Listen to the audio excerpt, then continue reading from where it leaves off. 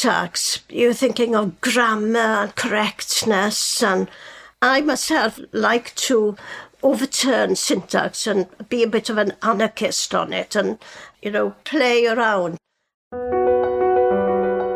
Welcome to The Glimpse. I'm your host, Hannah Lowe. Menna Elfyn is an award-winning Welsh language poet and playwright who has published 15 collections of poetry, novels for children, radio, stage and television plays. Her latest collection, Parch, is a hybrid of Welsh and English poems. Her work has been translated into over 20 languages. Menna Elfyn is our guest today on The Glimpse. Menna Elfyn's poems are luminous, political and deeply rooted in language and place. Writing in Welsh, her work carries the histories and urgencies of a living culture, alive to questions of identity, resistance and belonging. There is both lyric beauty and quiet defiance in her voice, a way of holding the personal alongside the collective, the intimate alongside the national. Menna's poems move with clarity and grace, yet they never turn away from the complexities of history, conflict, and the struggle to speak. These are poems that honour language as inheritance, as an act full of music, conviction, and care. I'm so glad to have her here on The Glimpse with us. Menna Elfyn, welcome so much to Series 3 of The Glimpse. Oh, thank you. I'm so delighted that you can be here.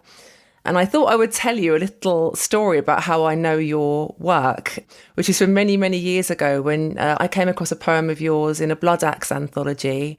It was called Double Bed. And I remember there was a book that was accompanied by a DVD, and I watched it and heard and saw you reading. And I remember hearing you read the poem in Welsh. And I was just so beguiled by it, not speaking Welsh or understanding Welsh. I think it was one of the first times that I realised that you can listen to poetry and not know the language, but still really relish and enjoy the beauty of the cadence and the music. And I've followed your work since then. And I wanted to begin with talking about writing in Welsh. You've written so many books. I wonder if you could tell us a little bit more about Welsh as the language of your imagination. Well, yes, I do tend to say lots of things about why I write in Welsh. I must say, to start with, that although Welsh is the language of the heart and the imagination, my schooling was totally through the English language, because I was, it was the time of the 50s, 60s, before the language was kind of recognised. And Welsh really was frowned upon in school. I remember that one had to choose in the secondary school between Welsh and French because, of course, the English system thought both were foreign languages. Of course, it wasn't a foreign language to me or my friends, which is why we missed out on learning French. But Welsh was my language at home. My father was a minister of religion, of a chapel, which was entirely in Welsh. And of course, everything around the chapel really was through the Welsh language, plays, eisteddfodau, which means reciting, and everything really with my friends. We spoke in Welsh, but then in school, in class, we were expected to speak in English. So Welsh was my kind of, it was kind of my comfort blanket in a way.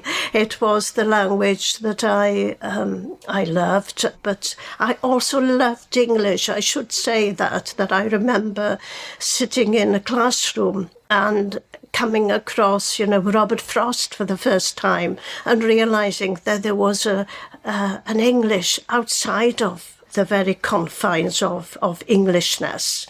Things are so different in terms of language now in Wales, and English no longer dominates in the way that it did. But I did mean to ask you, how did you feel about English during your upbringing?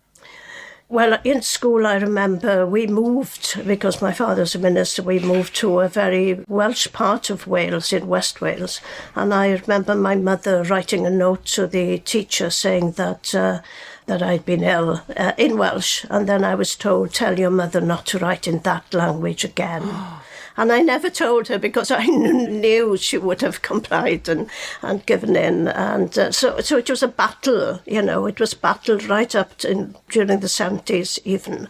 And now, of course, it is kind of equal status with the English language. And a lot of the writers, Welsh language writers, also are producing books in English. So, I mean, the bilingualism has, in a way, enhanced the ability to write in Welsh and in English, and that's why my last book, my latest, shall I say, not last, I hope, my latest book, Parch, is in English, entirely in English, and it's taken me decades to be able to feel comfortable in doing that, because I've always depended on other people to translate my work. But somehow it's been exciting. Perhaps it's my age, in my 70s, feeling a sense of excitement in writing in English for the first time.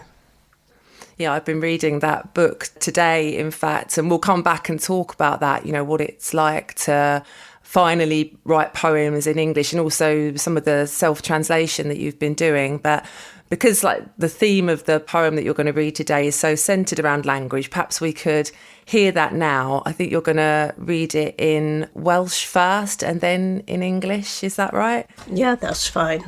And the title of the poem is Blwydd in one Bloodach's book, and then it's Caned Pobl y Byd, now in the new 3-language book.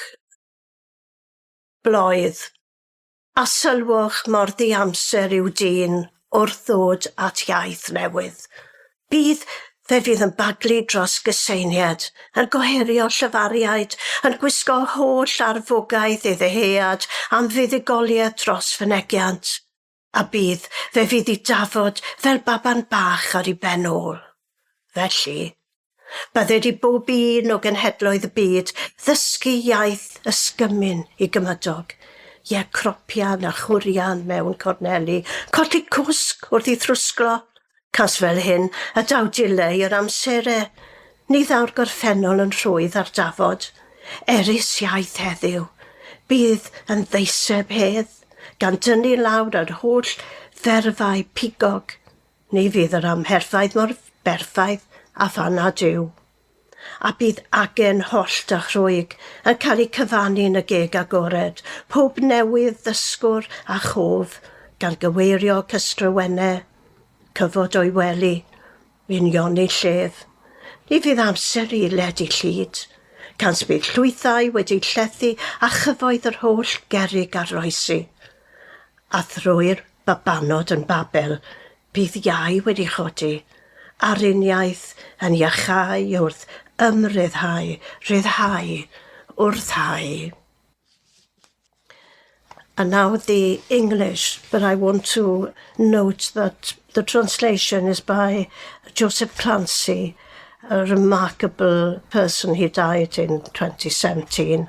He translated Dafydd ap Gwilym, a classical medieval poet, and fell in love with Wales and retired to Wales after leaving his post. He was Professor Emeritus of Marymount Manhattan College in English and theatre studies, and loved to translate, and he translated a lot of my work, and it was just a joy to receive his translation. So this is his translation. Let the world's people shout. Let the world's people sing. Have you noticed how time-free a person is when approaching a new language? Yes, you stumble over consonants, postpone vowels, encumbered with all the armour of your longing for the conquest of expression. And yes, your tongue is like baby bumping along on its bottom. Well then, Let each of the world's people learn the excommunicated language of its neighbour.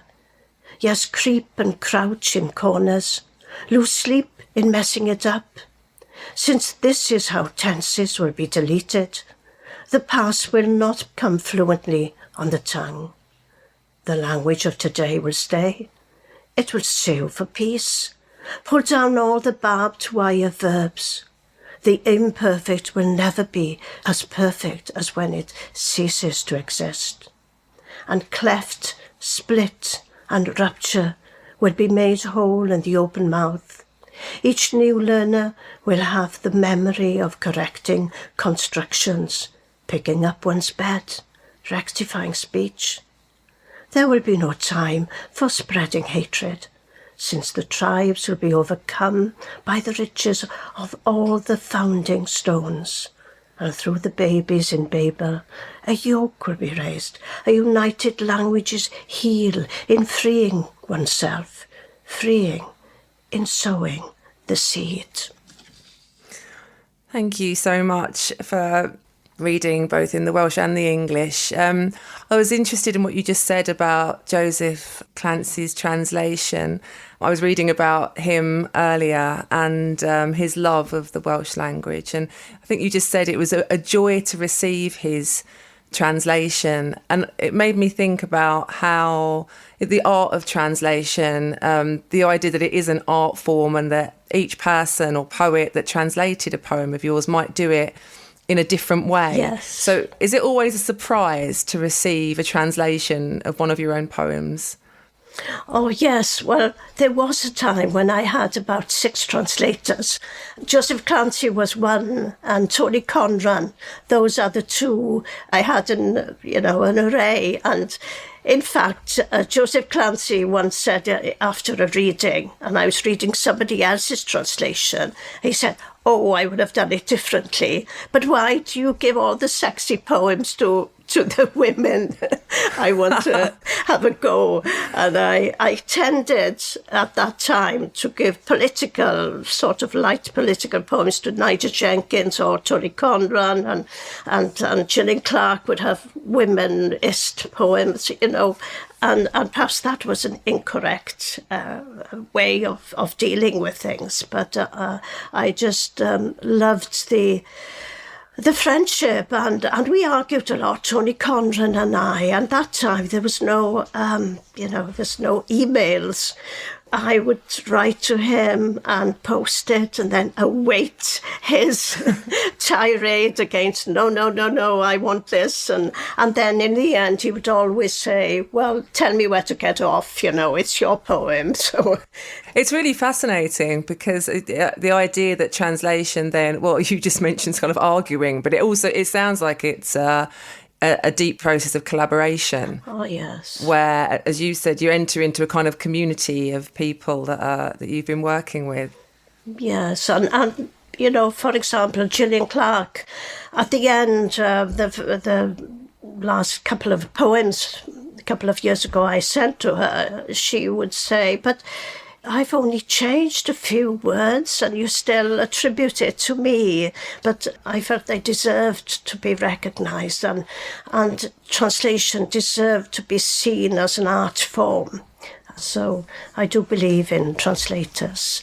Although Yevtushenko said something about if translation is a relationship, I want to be single, didn't he? But I don't want to be single. I like to be, I like to be loose.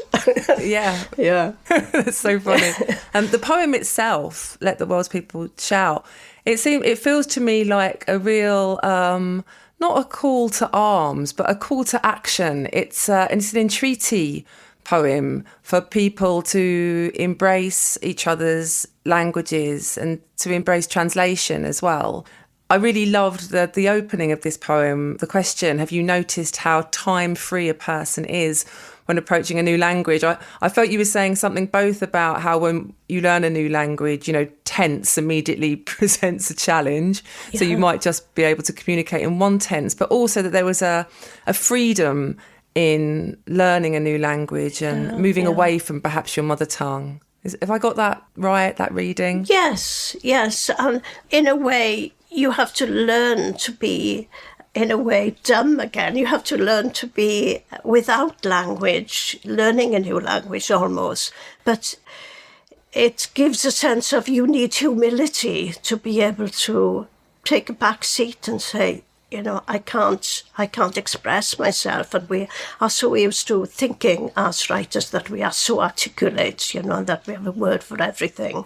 And then when you approach new language, you become that baby with babbling but not being able to speak properly.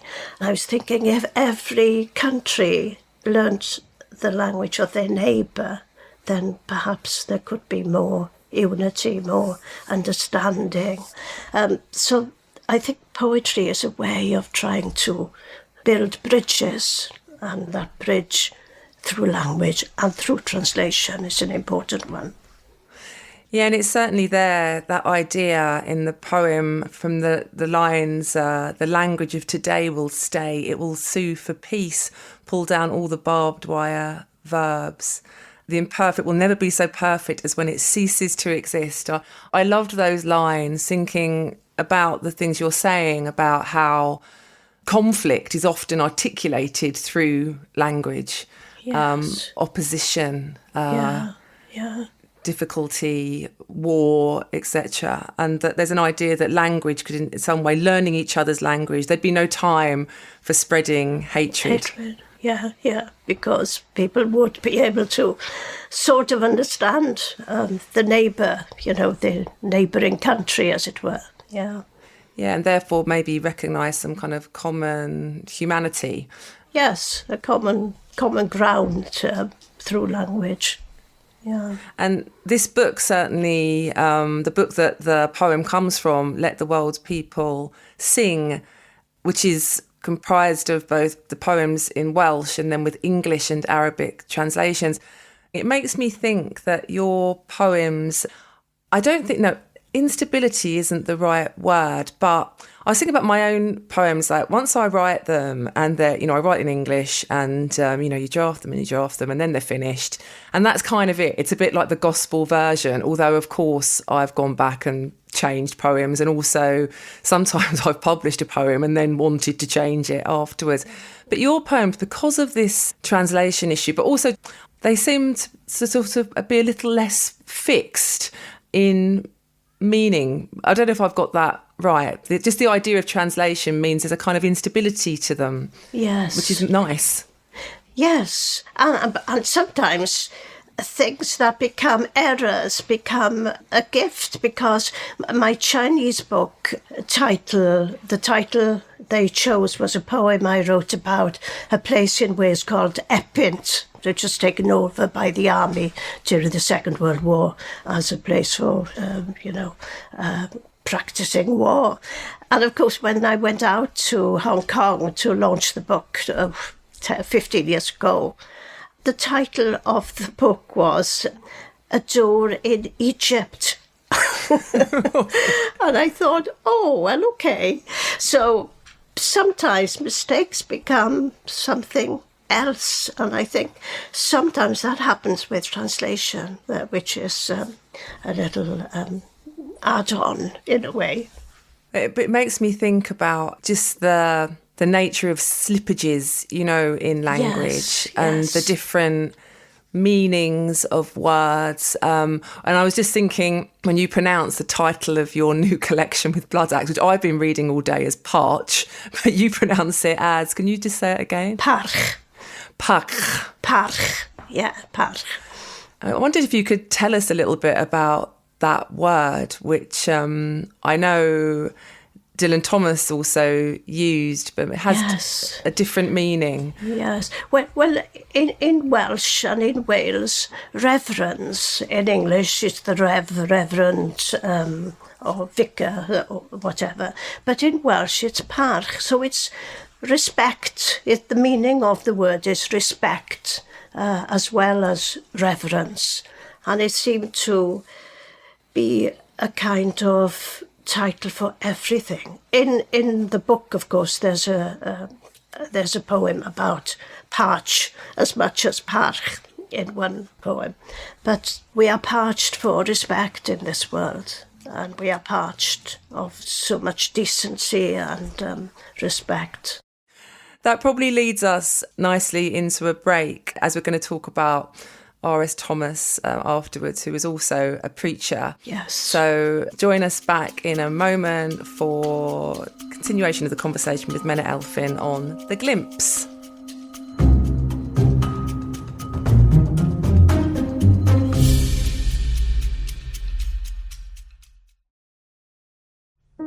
We hope you're enjoying this season of The Glimpse.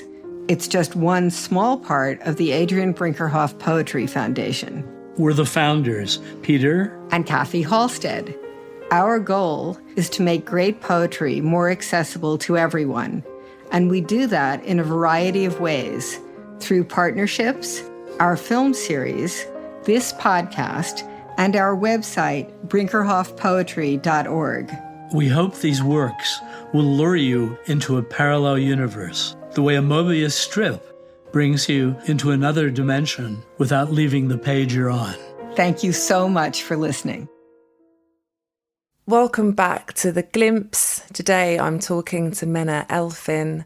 And Menna, I'd love to ask you to read the poem that you've chosen as a poem that inspires you, which is a poem by R.S. Thomas.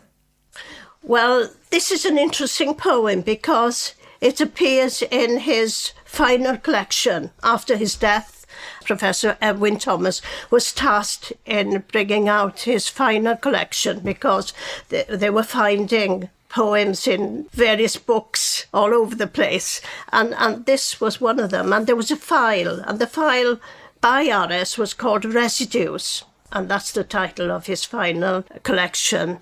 And also, it's a penultimate poem in the collection, which is interesting as well. So I'll just read it as it is. Don't ask me. Don't ask me. I have no recipe for a poem. You know the language. Know where prose ends and poetry begins. There should be no introit into a poem. The listeners should come too and realise this has been going on for some time. Let there be no coughing, no sighing. Poetry is a spell woven by consonants and vowels in the absence of logic. Ask no rhyme of a poem, only that it keep faith with life's rhythm. Language will trick you if it can. Syntax is words' way of shackling the spirit. Poetry is that which arrives at the intellect by way of the heart. Thank you so much. So tell us, Menna, why this poem inspires you, why you've chosen to read it today. And perhaps you might want to tell us a little bit about R.S. Thomas for those listening that may not be familiar.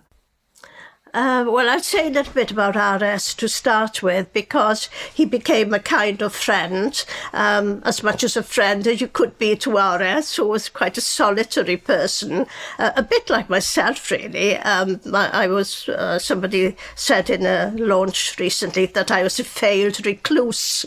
Well, I think R.S. had more of the recluse than me, but he was a very special person in the sense that he learned Welsh when he was an adult and felt really annoyed that he had not been given the Welsh language with his parents.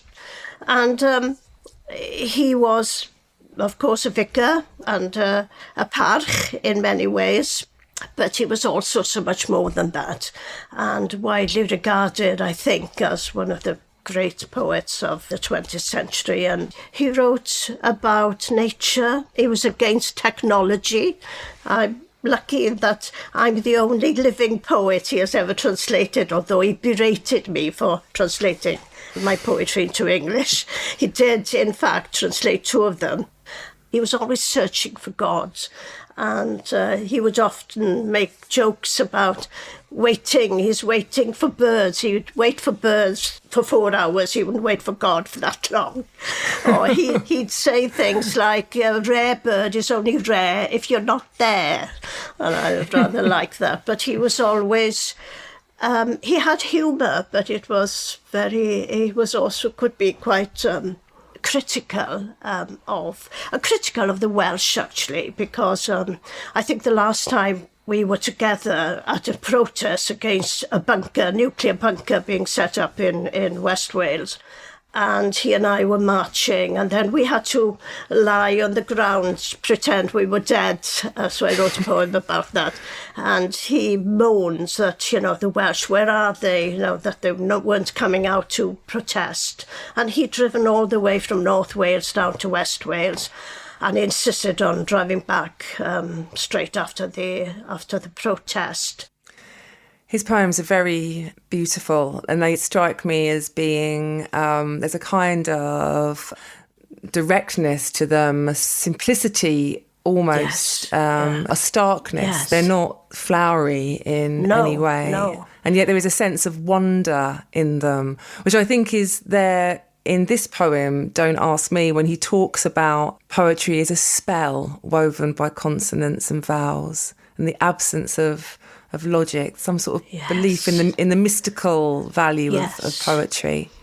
There was a mystery, wasn't there? I mean, he asks questions, and I think all poetry is about asking questions which you can't really answer. And, he's responding also to that metaphysical question, full of contradictions, and also about the way people always want to know, how would you write? It's a typical RS poem of being flippant in one way and being dismissive. Don't ask me. I remember him at a reading saying, what do they teach in school these days, after somebody had asked a bit of a silly question. What do they teach in school these days? So he could be quite dismissive of all the paraphernalia of poetry, I suppose. And I think we can kind of sympathise with that. We've been there, people wanting to know, how do you write? How do you know it's a poem after you finish? And that kind of thing. And you get it here, don't you, when he goes through the list. I don't have a recipe, he says. So simple language, but so profound in a way. Yeah, there's definitely an implied addressee in the poem. I was thinking that in comparison to your poem, Let the World People Shout, which is so kind of like generous and it's a call to action. Don't Ask Me, it's a little bit grumpy, I was thinking. With that. Oh, he could be very grumpy. Waspish, yeah. It's a bit of a grumpy poem, but it's also full of the magic and the mystery. I think the poem changes, as you read it, but there's certainly the opening is a bit of a... Yes. I don't want to talk about this. I think it's interesting. Yeah, I think it's interesting what you said, that it changes his tone and he brings in a little humour, no coughing, no sighing. He's kind of gently being aware of his own, And I wondered if those were also kind of references to church going, no coughing and sighing in the pews. And he uses that word. I was really intrigued by the word introit in this poem. There should be no introit into a poem. And I didn't know that word. I looked it up actually, and it says, it's a psalm or a song. Yes, like an introit. Yeah, again, it's a church or a chapel. A church term. Where you sing something before the service begins. We have it in our chapel here, whereby we recite, half singing almost. So that word it fits in somehow. Again, he's kind of bringing his spiritual life into the poem. Yeah, and it also reminds me of that bit of editing advice that you always get, in a poetry workshop when someone tells you to cut off the beginning of your poem. So yes. I think there's both the spiritual resonances, but I think there's also something about when does the poem begin, which is a question I think I've, asked myself and asked other people. 1,000 times. But there's definitely, I think, contradiction is, I think you said there were contradictions in this poem. The idea there's no introduction, but then in the next stanza, the listener should come to and realise verse has been going on for some time. Yes. I think that's absolutely lovely. Yeah. Oh, it is, and it's so simple and yet so profound. And I love the fact, ask no rhyme of a poem, only that it keep faith with life's rhythm. Again, rhythm is, far outweighs any rhyme. And of course, in Welsh, rhyme and poetry is very... you've heard of strict meter probably in Welsh. People are obsessive about writing in a particular way. But, that's why I love this poem, because it's also so unlike Welsh language, poetry in many ways. And I love the word syntax, is words' way of shackling the spirit, because syntax, you're thinking of grammar and correctness, and I myself like to overturn syntax and be a bit of an anarchist on it and, play around. Yeah, and I think when he says that, he's talking about sort of strict syntax or formal grammar is a way of shackling the spirit. Because I know that when I'm looking at my own poems or in teaching, I'm often saying to students, like blow up the syntax, do something different to surprise. Overturn is a kind of, you have the right to revolutionise language with poetry. You can't do it as such so well with prose, but I think it's lovely. It's a really beautiful poem, this. I'm glad that you shared it today, and it reminded me of R.S. Thomas, whose work I knew a little bit about, but have enjoyed rereading. And also, it's amazing that you are sort of a living link to R.S. Thomas through his translations of your poems, even if they were done with a bit sense of chastisement at the same time. So I wanted to know what you're working on or what you're thinking about. I am putting together, all my Welsh language books are out of print, and in August this year I will be celebrating, or they wish to celebrate, me having been publishing for 50 years. Wow. I published my first book in 1976. So I have to choose, and I have 180 pages to put work that is from 1976 to 2022 in a way, because that book is still in print. So yes, what to choose, what to leave out, how to put it together. It's a kind of another problem, I suppose. But I've always felt that writing is a kind of vocation, is a way of living and breathing. I write every day, page a day diary since 1968. And also I write a column for the national newspaper of Wales every fortnight, and I do plays and other stuff. But with poetry, it's you, really, and a good editor and a good publisher. But, It allows you to be, that little bit reclusive. Yes, exactly. If that's what you're seeking. Yeah, it's a life lived in poetry. It's really been my honour to talk to you, Menna. I've wanted to meet you and speak for many years, so thanks so much for... Well, it's been lovely, and I've loved, your work, and I think the kids is just marvellous. Thanks so much.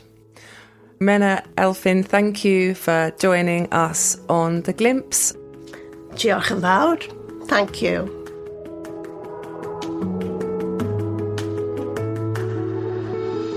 Thanks for joining us today. I'm your host, Hannah Lowe. Menna's poem, Let the World's People Sing, is most recently from Let the World's People Sing, a collection published in 2025, and was used with permission from Bloodaxe Books. The R.S. Thomas poem Don't Ask Me appears in Collected Later Poems 1988 to 2000, published in 2004, and was used with permission from Blood Axe Books.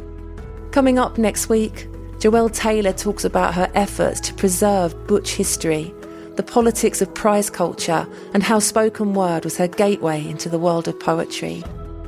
Make sure to subscribe to The Glimpse wherever you get your podcasts. You can also find episodes on our website, brinkerhoffpoetry.org/podcast. We'd also love to hear from you. Drop us an email at theglimpsepoetrypodcast@gmail.com. The Glimpse is a production of the Adrian Brinkerhoff Poetry Foundation. I'm your host, Hannah Lowe. Our senior producer is Jennifer Wolfe. Kat Yore is our technical director and mixing engineer. Editorial director Amanda Glassman is our curator and production coordinator. Amy Holmes is the Foundation's executive director, and our co-founders are Kathy and Peter Halstead. Thanks for listening.